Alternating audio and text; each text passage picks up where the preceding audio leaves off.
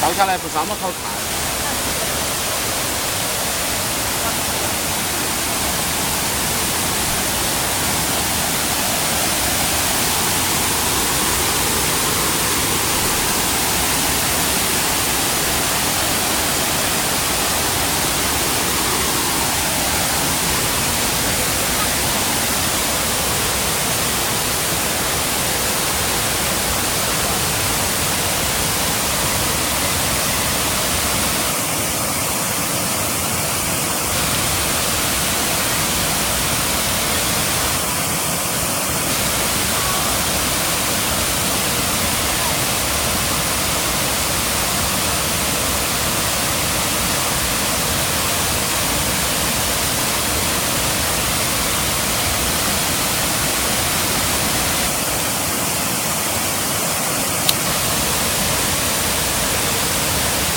เข้ามาเที่ยวหลงป่างแล้ว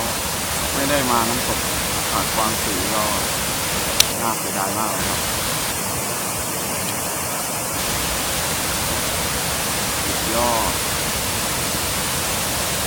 สวยทุกชั้นเลยบ้านเราจะมีสวยแบบนี้บ้างก็ยังไม่เคยเห็นเลย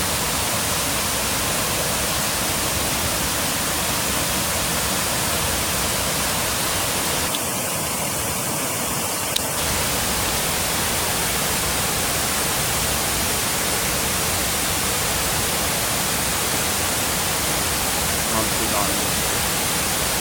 เที่ยวลาวหลงป่างรักใจมาก